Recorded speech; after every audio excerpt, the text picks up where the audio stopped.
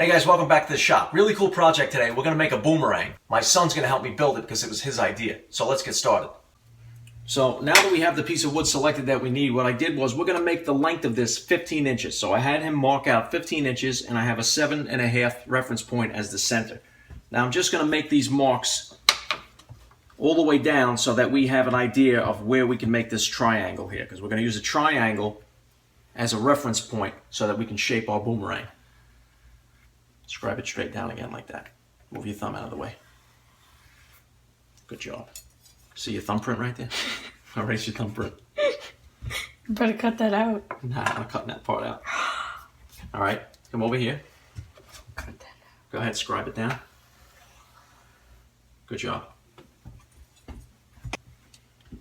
Now I'm going to use the tape measure, and I'm just going to make a tick mark here at the 5-inch from the top, because what I want to do is have a continuous arc, but not too much of a triangle shape for the boomerang. So go ahead and mark the 5 right across. Do the same thing over here. Good job. Now we have 3 reference points. So now we can take a framing square and we can start to connect these. And this will give us our basic shape that we can work off of. Get that pencil for 1 second. I'm just going to make a mark right here. Hold that. Now I'm going to connect these right at their points of intersection. So go ahead and right from that point to that point, like a straight line. Good job. Now we're going to do the same thing here.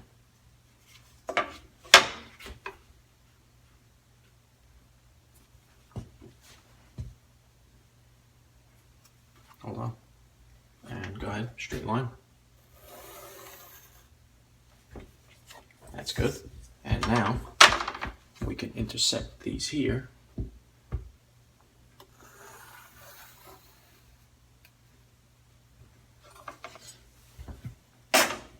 Okay, now that we have a triangle as the basic shape, we're going to start to curve around it to make the shape of a boomerang.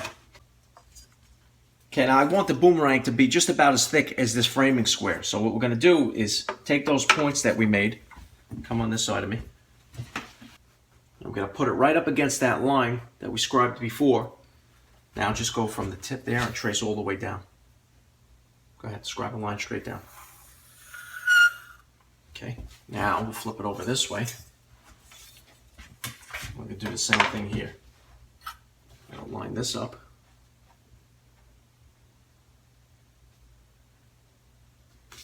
Now go ahead and scribe it all the way down to here. So now we have the thickness. Now all we have to do is work on rounding these edges over. Go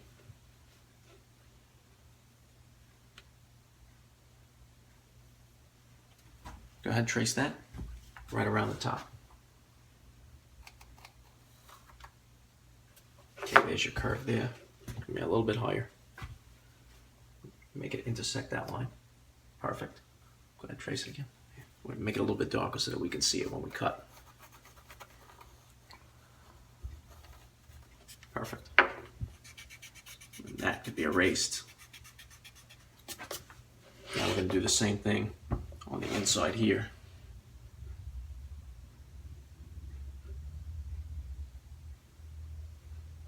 All right, go ahead and trace that until the lines connect. Good job. I'm going to just make it a little darker.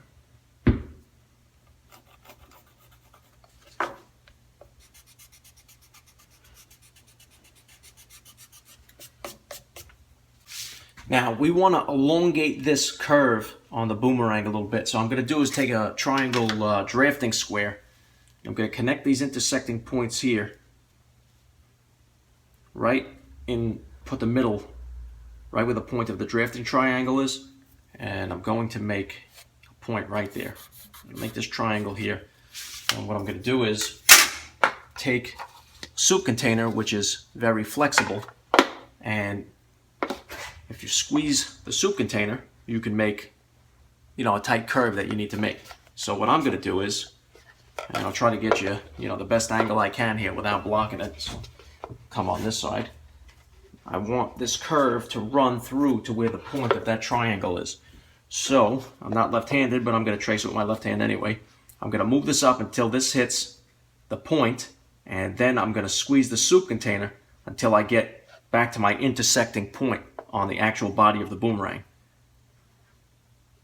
So now that I have the container hitting all the parts, I can trace my line. And now I have my elongated piece of the boomerang, and I can erase all those extra lines that I made so they don't confuse the heck out of me later when I go to cut. We have our boomerang. So I'm going to cut this out on the bandsaw, but I'm going to show you a pretty neat trick for the inside here so we don't have to make this tight radius curve.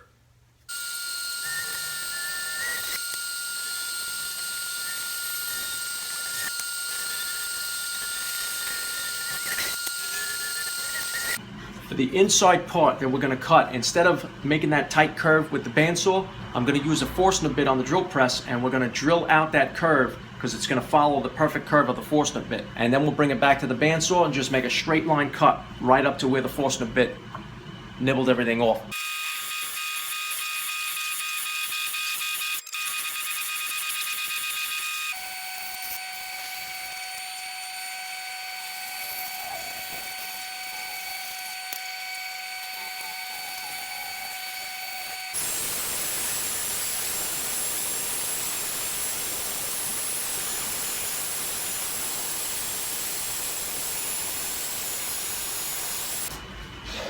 Alright, to make this thing actually fly for a right-handed person to throw it, and it needs to glide in the air, we need to bevel down all these edges, but we need to bevel them down in different ways. We have to have a wider bevel on this side, a skinnier bevel on this side, and it needs to taper off and become thin on this side and wide on this side. I just made some reference marks here.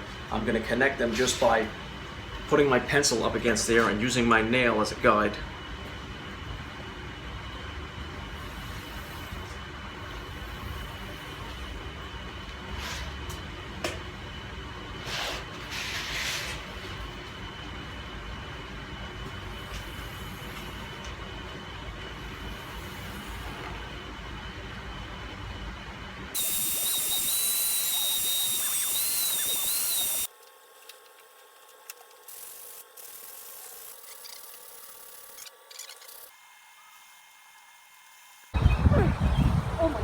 Here it comes. Here it comes, Jack. It works. I'm not ready. Good job. Here it comes. Oh god, I lost. Oh, I see it. Oh, there it is. There, that's the one. Oh no. It's gonna kill me! There we go.